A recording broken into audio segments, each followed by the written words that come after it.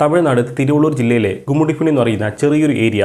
ആ ഒരു ഏരിയയിലായിരുന്നു സിലംബരസൻ പ്രിയ ദമ്പതികൾ കഴിഞ്ഞിട്ടുണ്ടായിരുന്നത്. ഇവർക്ക് 2 കുട്ടികളായിരുന്നു, ഒരു ആൺകുട്ടിയും ഒരു പെൺകുട്ടിയും. സിലംബരസനാണെങ്കിൽ പെയിൻ്ററായിട്ടായിരുന്നു ജോലിക്ക് പോരുന്നത്. പ്രിയ ഹൗസ് വൈഫാണ്.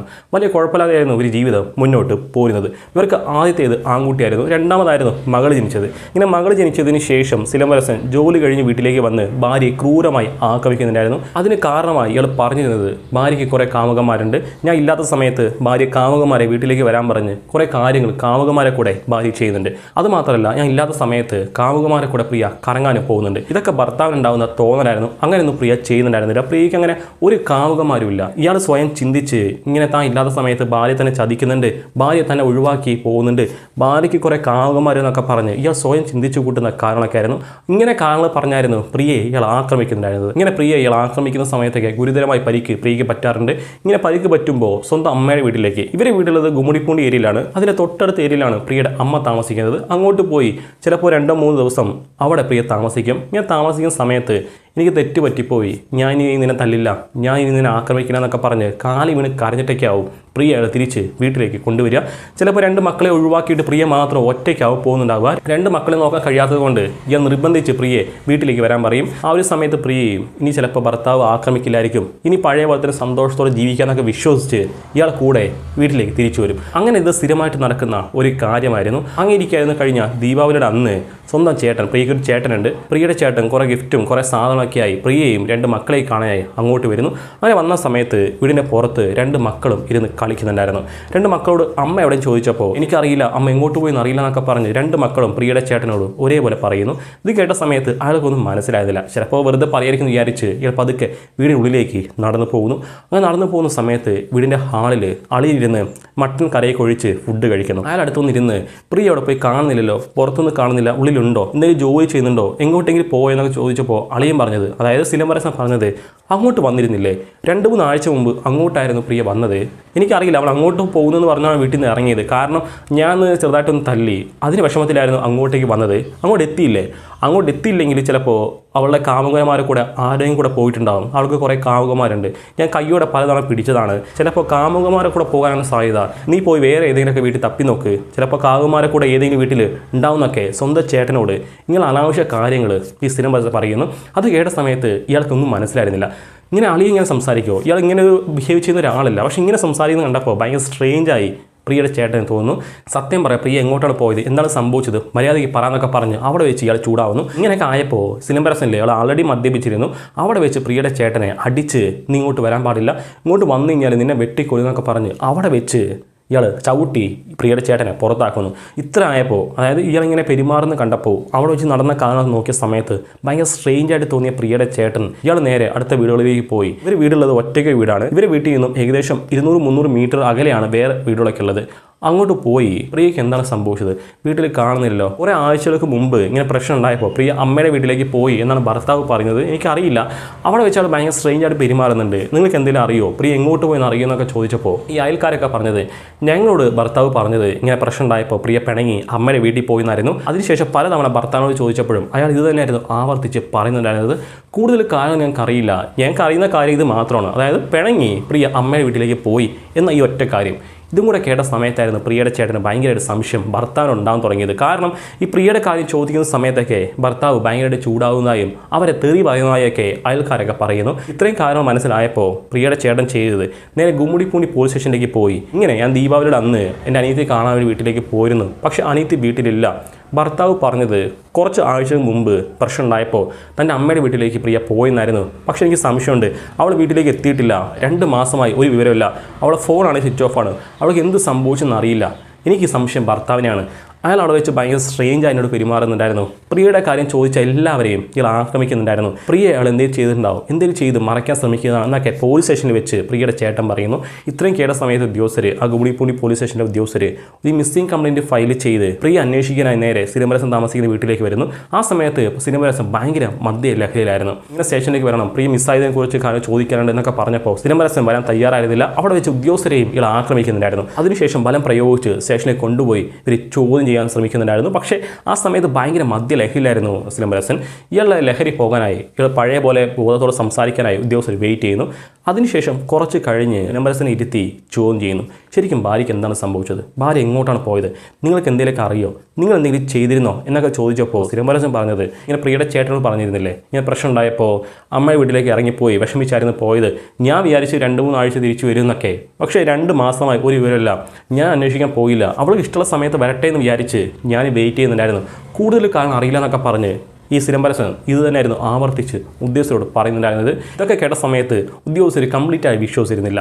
വേണ്ട പോലെ കുറേ കൂടെ സീരിയസ് ആയി ചോദ്യം ചെയ്തപ്പോൾ വേറെ വഴിയില്ലാതെ 2 മാസം മുമ്പ് നടന്ന ക്രൂരമായുള്ള സംഭവത്തെക്കുറിച്ച് ഓരോന്നായി സിലംബരസൻ പറയുന്നുണ്ടായിരുന്നു. അതൊക്കെ കേട്ട സമയത്ത് ആ സ്റ്റേഷനിലെ മുഴുവൻ ഉദ്യോഗസ്ഥരും ശരിക്കും ഞെട്ടിപ്പോയി. അങ്ങനെ എന്താണ് സംഭവിച്ചത് നോക്കിക്കഴിഞ്ഞാൽ, ഞാൻ നേരത്തെ പറഞ്ഞതുപോലെ രണ്ടാമത് മകൾ ഉണ്ടായതിനു ശേഷം ഭാര്യകൾക്ക് ഭയങ്കര സംശയം ഉണ്ടായിരുന്നു. താൻ ഇല്ലാത്ത സമയത്ത് കാമുകമായി വീട്ടിലേക്ക് വരാൻ പറയുന്നുണ്ടാവും, താൻ ഇല്ലാത്ത സമയത്ത് കാമുകന്മാരെ കൂടെ പുറത്തേക്ക് കറങ്ങാൻ പോകുന്നുണ്ടാവും, താൻ ഇല്ലാത്ത സമയത്ത് കുറേ കാര്യങ്ങൾ ഭാര്യ താൻ അറിയാതെ ചെയ്യുന്നുണ്ട് എന്നൊക്കെ സംശയം ഇയാൾക്ക് ഉണ്ടാവുന്നു. അങ്ങനെയൊന്നും പ്രിയ ഒരു പോയിന്റിനും ചെയ്തിരുന്നില്ല. അങ്ങനെ ഉണ്ടായിട്ടും കൂടി ഇയാൾക്കുള്ളിൽ തന്നെ ഇയാൾ ഒരു കാര്യം ചിന്തിച്ചു കൂട്ടി, തന്നെ ഭാര്യ പറ്റിക്കുന്നുണ്ടെന്നൊക്കെ ആ ഒരു സ്റ്റേജിൽ ഇയാൾ എത്തി നിൽക്കുന്നുണ്ടായിരുന്നു. അങ്ങനെ ഇരിക്കാതെ ഒരു ദിവസം, അതായത് ദീപാവലിയുടെ 2 മാസം മുമ്പ് ഇങ്ങനെ പ്രശ്നം ഉണ്ടായപ്പോൾ, സംശയത്തിൻ്റെ പേര് പ്രശ്നം ഉണ്ടായപ്പോൾ ഈ കുക്കറിൻ്റെ അടപ്പില്ലേ, ആ അടപ്പ് ഉപയോഗിച്ച് പ്രിയയെ ക്രൂരമായി ഇയാൾ ആക്രമിക്കുന്നു. അടിയേറ്റ് ഗുരുതരമായി പ്രിയയ്ക്ക് തലയിൽ പരിക്ക് പറ്റുന്നു. ഇങ്ങനെ പരിക്ക് പറ്റിയ സമയത്ത് ഇവർ ഹോസ്പിറ്റലിലേക്ക് പോരുന്നില്ല. അതിന് കാരണം ഇങ്ങനെ സംഭവിച്ച കാര്യങ്ങൾ, ഭർത്താവിൻ്റെ ഇടയ്ക്കുള്ള കാര്യങ്ങളൊക്കെ നാട്ടുകാരറിയും അല്ലെങ്കിൽ പുറത്ത് ആളുകളൊക്കെ അറിയും എന്ന് വിചാരിച്ച് ഇവർ നേരെ പോയത് സ്വന്തം അമ്മയുടെ വീട്ടിലേക്കായിരുന്നു. അവിടെ പോയി 2 ആഴ്ചയോളം ഇവർ റെസ്റ്റ് എടുക്കുന്നു. ആ സമയത്ത് ഒറ്റയ്ക്ക് 2 മക്കളെ നോക്കാൻ കഴിയാതെ ഇയാൾ നേരെ പ്രിയയുടെ അടുത്ത് വന്ന് ഇങ്ങനെ ഞാൻ ആക്രമിക്കില്ല, ഞാൻ ഇനി നിന്നെ തല്ലില്ല, തിരിച്ച് വീട്ടിലേക്ക് വരണം, ഞാൻ ഒരിക്കലും നിന്നെ ആക്രമിക്കില്ല എന്നൊക്കെ പറഞ്ഞ് കാല് വീണ് പറഞ്ഞപ്പോൾ പ്രിയ വിശ്വസിച്ച് നേരെ ഇയാളുടെ കൂടെ വീട്ടിലേക്ക് വരുന്നു. അന്ന് രാത്രി പ്രിയ, 2 മക്കൾ, പിന്നെ ഈ സിലംബരസൻ 4 പേര് കൂടെ ഇരുന്ന് ഭക്ഷണം കഴിക്കുന്നുണ്ടായിരുന്നു. ഇങ്ങനെ കഴിക്കുന്ന സമയത്ത് പ്രിയയുടെ ഫോണിലേക്ക് ഒരു ഫോൺ കോൾ വരുന്നു. വിളിച്ചത് വേറെ ആരുമില്ല, കുടുംബത്തിലുള്ള ഒരു യുവാവായിരുന്നു. ഇങ്ങനെ എന്തെങ്കിലും പ്രശ്നമുണ്ടോ, ഇല്ല സോൾവ് ആയോ, തിരിച്ച് വീട്ടിലേക്ക് എത്തിയോ എന്നൊക്കെ അന്വേഷിക്കാനായിരുന്നു അയാൾ വിളിച്ചത്. ഇങ്ങനെ ഫോൺ കോൾ വിളിക്കുന്ന സമയത്ത് ഈ സിലംബരസൻ ചെയ്തത് 2 മക്കളെയും കൊണ്ട് വീടിനുള്ളിലേക്ക് പോയി ഒരു മുറിയിലിട്ട് പൂട്ടിയിടുന്നു. അങ്ങനെ പൂട്ടിയിട്ടതിന് ശേഷം ഇയാൾ നേരെ വന്ന് ഫോൺ സംസാരിക്കുന്ന ഭാര്യയില്ലേ, ആ ഫോൺ വാങ്ങി നിലത്തടിച്ച് പൊട്ടിക്കുന്നു. അതിനുശേഷം ഇയാൾ അവിടെ വെച്ച് ഭാര്യയെ ക്രൂരമായി ആക്രമിക്കുന്നു. ഇതാരാണ് വിളിച്ചത്, നിൻ്റെ കാമുകന്മാരിൽ എത്രാമത്തെ കാമുകനാണ്, നിനക്കിങ്ങനെ എത്ര പേരുണ്ട്, നീ ഒഴിവാക്കി പോകൂ എന്നൊക്കെ പറഞ്ഞ് അവിടെ വെച്ച് പ്രിയയെ ഇയാൾ ആക്രമിക്കുന്നു. അങ്ങനെ ആക്രമിച്ച് മാത്രമല്ല, ഇങ്ങനെ ആക്രമണത്തിന് ശേഷം കഴുത്ത് നെരിച്ച് ക്രൂരമായി അവിടെ വെച്ച് പ്രിയയെ ഇയാൾ കൊലപ്പെടുത്തുന്നു. അങ്ങനെ കൊന്നതിന് ശേഷം മൃതദേഹം എന്ത് ചെയ്യും, എങ്ങനെ ഒഴിവാക്കും, എങ്ങനെ പോലീസ് പിടിക്കാതെ രക്ഷപ്പെടുന്നൊക്കെ ആലോചിച്ചപ്പോൾ ആ കിച്ചണിലുള്ള ഒരു ചെറിയ ഡ്രമ്മുണ്ട്, ഒരു നീലക്കൽ ഡ്രമ്മ്, ആ ഡ്രമ്മ് കൊണ്ടുവന്ന് പ്രിയയെ അതിനുള്ളിലാക്കി സീൽ ചെയ്തതിന് ശേഷം ആ കിച്ചനെ തന്നെ ഒരു മൂലയ്ക്ക് മാറ്റി വെക്കുന്നു. അങ്ങനെ മാറ്റി വെച്ചതിന് ശേഷമായിരുന്നു മുറിയിൽ അടച്ചിരിക്കുന്ന 2 മക്കളെയും പുറത്തേക്ക് ഇയാൾ വരാൻ പറഞ്ഞത്. അങ്ങനെ പുറത്തേക്ക് വന്ന മക്കളോട് ഇങ്ങനെ നിങ്ങളുടെ അമ്മ പിണങ്ങി അമ്മയുടെ വീട്ടിലേക്ക്, അതായത് നിങ്ങളുടെ മുത്തശ്ശി വീട്ടിലേക്ക് പോയിട്ടുണ്ട്, ചിലപ്പോൾ 1-2 ആഴ്ച തിരിച്ച് വീട്ടിലേക്ക് വരും, നിങ്ങൾ വിഷമിക്കേണ്ട, എന്തായാലും അമ്മ വരുന്നൊക്കെ പറഞ്ഞ് 2 മക്കളോടും ഒരു നുണ ഇയാൾ പറയുന്നു. ഇടയ്ക്കിടയ്ക്ക് അമ്മ ഇങ്ങനെ പോകുന്നതുകൊണ്ട് തന്നെ 2 മക്കളും അത് വിശ്വസിച്ചിരുന്നു, കൂടുതൽ കാര്യങ്ങൾ ചോദിച്ചിരുന്നില്ല. അങ്ങനെ ഭാര്യ അയാൾ ഡ്രമ്മിലാക്കിയതിന് ശേഷം 2-3 ദിവസം കഴിയുന്നു. 2-3 ദിവസമായി പ്രിയയെ കാണാത്തതുകൊണ്ട് തന്നെ ആ ഭാഗത്ത് താമസിക്കുന്ന ആൾക്കാരൊക്കെ നേരെ സിലംബരസൻ അടുത്ത് വന്ന് ഇങ്ങനെ പ്രിയ കാണുന്നില്ലല്ലോ, പ്രിയ എങ്ങോട്ട് പോയി, പ്രിയ 2-3 ദിവസമായി വീടിൻ്റെ പുറത്ത് ഇറങ്ങിയിട്ടില്ലല്ലോ, എന്ത് സംഭവിച്ചോ എന്നൊക്കെ ചോദിച്ചപ്പോൾ സിലംബരസൻ പറഞ്ഞത്, ഇല്ല പ്രശ്നമൊന്നുമില്ല, ഞാൻ കുറച്ച് ദിവസം മുമ്പ് പ്രിയ ആക്രമിച്ചു, വിഷമിച്ച് അമ്മയുടെ വീട്ടിലേക്ക് പോയിരിക്കുകയാണ്, ചിലപ്പോൾ 1-2 ആഴ്ച തിരിച്ച് വീട്ടിലേക്ക് വരും, ഞാൻ നോക്കിയിരിക്കുകയാണ് എന്നൊക്കെ പറഞ്ഞ് ഒരു നുണ ഇങ്ങനെ ചോദിച്ചു വന്ന ആൾക്കാരോടൊക്കെ ഇയാൾ പറയുന്നു. ഇങ്ങനെ പ്രിയയുടെ മൊബൈൽ ഫോൺ ഇയാൾ പൊട്ടിച്ചിരുന്നില്ലേ, ഇങ്ങനെ പൊട്ടിച്ച സമയത്ത് വീട്ടിൽ നിന്നൊക്കെ ആൾക്കാർ വിളിക്കുന്നുണ്ട്. ഇടയ്ക്കിടയ്ക്ക് പ്രിയയുടെ മൊബൈൽ ഫോൺ കംപ്ലൈൻറ്റ് ആകാറുണ്ട്. ഇങ്ങനെ ഇയാൾ തന്നെ ഭർത്താവ് തന്നെ എറിഞ്ഞ് പൊട്ടിക്കും, അതല്ലെങ്കിൽ പ്രിയ ദേഷ്യം സമയത്തൊക്കെ മൊബൈൽ ഫോൺ അടിച്ച് പൊട്ടിക്കുന്നതാണ്. അങ്ങനെ പൊട്ടിച്ചതായിരിക്കും, ഫോൺ സ്വിച്ച് ഓഫ് ആണ് എന്നൊക്കെ അറിഞ്ഞ സമയത്ത് കുടുംബക്കാർ വിചാരിച്ചത്, ഇപ്പോൾ അമ്മയാണെങ്കിൽ ചേട്ടനാണെങ്കിൽ വിചാരിച്ചത് ചിലപ്പോൾ മൊബൈൽ ശരിയാക്കിയിട്ട് തിരിച്ച് വിളിക്കായിരിക്കും, ഇങ്ങനത്തെ ചെറിയ പ്രശ്നമായിരിക്കും എന്ന് വിചാരിച്ച് അത്ര സീരിയസ് ആക്കിയിരുന്നില്ല കുടുംബക്കാർ ആരും. അങ്ങനെ പ്രിയ മരിച്ചിട്ട് ഏകദേശം 1 ആഴ്ച കഴിയുന്നു.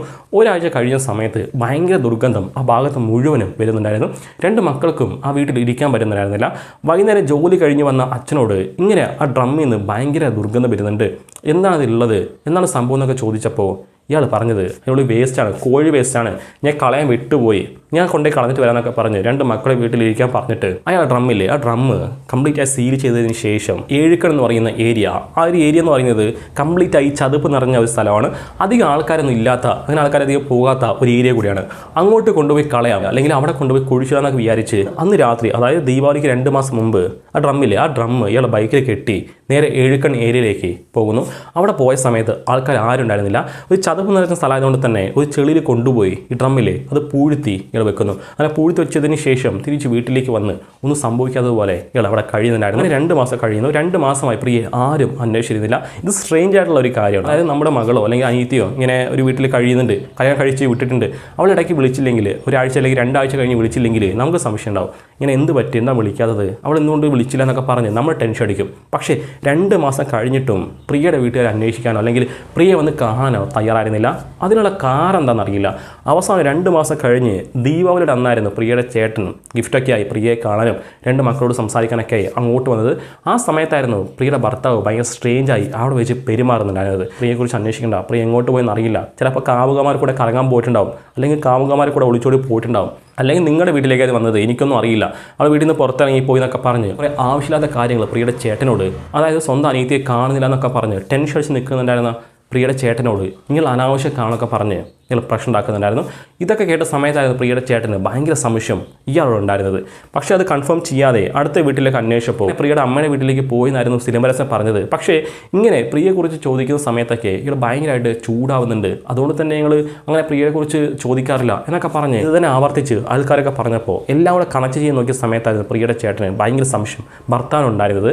അവസാനം ഗുമ്മിടിപ്പൂണി പോലീസ് സ്റ്റേഷനിലേക്ക് എത്തി അയാൾക്കെതിരെ കംപ്ലയിൻറ്റ് കൊടുത്തപ്പോൾ അവർ പോലീസ് സ്റ്റേഷനിൽ കൊണ്ടുവന്ന് ചോദ്യം ചെയ്തപ്പോൾ വേറെ വഴിയില്ലാതെ സംഭവിച്ച മുഴുവൻ കാര്യങ്ങൾ പറഞ്ഞ് താനാണ് ഭാര്യയെ കൊന്നത്, എനിക്ക് ഭയങ്കര സംശയം ഉണ്ടായിരുന്നു, തന്നെ ഭാര്യ ഒഴിവാക്കി പോകുന്നതൊക്കെ എനിക്ക് ഭയങ്കര പേടിയുണ്ടായിരുന്നു, അങ്ങനെ സംഭവിക്കാതിരിക്കാനാണ് കൊന്നതെന്നൊക്കെ പറഞ്ഞ് ഇയാൾ സംഭവിച്ച മുഴുവൻ കാര്യങ്ങളും പോലീസ് മുമ്പിൽ പറഞ്ഞ് താനാണ് കൊലപാതകം ചെയ്തത് എന്ന് സമ്മതിക്കുന്നു. അവസാനം എഴുക്കണ ഏരിയയിലേക്ക് സിലംബരസനെ പോലീസ് ഉദ്യോഗസ്ഥർ കൊണ്ടുപോയി ഈ മൃതദേഹം മറവ് ചെയ്തില്ലേ അങ്ങോട്ട് കൊണ്ടുപോയി കാണിക്കാൻ പറയുന്നു. അത് ചെളിയിൽ ഭയങ്കരമായിട്ട് പൂഴ്ന്നു പോയിട്ടുണ്ടായിരുന്നു. ആ ഭാഗത്ത് മൃതദേഹം കണ്ടെത്താൻ കഴിഞ്ഞിരുന്നില്ല. കുറേ മണിക്കൂർ ശേഷമായിരുന്നു പോലീസിന് 2 മാസത്തിന് ശേഷം ആ മൃതദേഹം ആ ചതുപ്പില്ലേ അതിനുള്ളിൽ നിന്ന് കണ്ടെത്താനായി കഴിഞ്ഞത്. അതിനുശേഷം മൃതദേഹം കണ്ടെത്തി അടുത്തുള്ള ഹോസ്പിറ്റലിലേക്ക് ഓട്ടോപ്സി അയക്കുന്നു. ഈ സിലംബരസനിലെ അയാളിപ്പോൾ ജയിലിലാണുള്ളത്. ഇങ്ങനെ ഭാര്യ 2 മക്കളുമായി ഒരു കുഴപ്പമില്ലാതെ കഴിഞ്ഞിരുന്ന സിലംബരസനും പ്രിയയും. പക്ഷേ ഇയാൾക്ക് മാനസിക പ്രശ്നമുണ്ടോ അങ്ങനെ എന്തെങ്കിലും ഇഷ്യൂ ഉണ്ടോ എന്നറിയില്ല. ഒരു കാറില്ലാതെ ഭാര്യ ഇയാൾ സംശയിക്കുന്നു. ഭാര്യയ്ക്ക് കാമുകന്മാരുണ്ടാവും, താനില്ലാത്ത സമയത്ത് കുറേ കാര്യങ്ങൾ ഭാര്യ ചെയ്യുന്നുണ്ട്, തന്നെ ഒഴിവാക്കി ഒരു ദിവസം ഭാര്യ പോകുന്നൊക്കെ പറഞ്ഞ് ഇയാൾ ഒരിക്കലും നടക്കാൻ ചാൻസ് ഇല്ലാത്ത കുറേ കാര്യങ്ങൾ ചിന്തിച്ചു കൂട്ടി ഭാര്യയെ ഒരു കാറില്ലാതെ ആക്രമിക്കുന്നുണ്ടായിരുന്നു. അവസാനം ഇതേ കാരണത്തിന് ഭാര്യ ഇയാൾ ക്രൂരമായി ആക്രമിച്ച് കൊലപ്പെടുത്തുന്നു. ഇങ്ങനെയൊക്കെ നടക്കും, ഇങ്ങനെയൊക്കെ സംഭവിക്കുന്നതൊക്കെ നിങ്ങൾ ചിന്തിക്കുന്നുണ്ടാവും. പക്ഷേ സംഭവിച്ച കാര്യമായിരുന്നു. അതും ഈ കഴിഞ്ഞ ദീപാവലിക്ക് തമിഴ്നാട്ടിൽ സംഭവിച്ചതാണ്. ഈ സംഭവത്തെക്കുറിച്ചുള്ള നിങ്ങളുടെ അഭിപ്രായം എന്താണെന്ന് താഴെ കമൻറ്റ് ചെയ്യണം.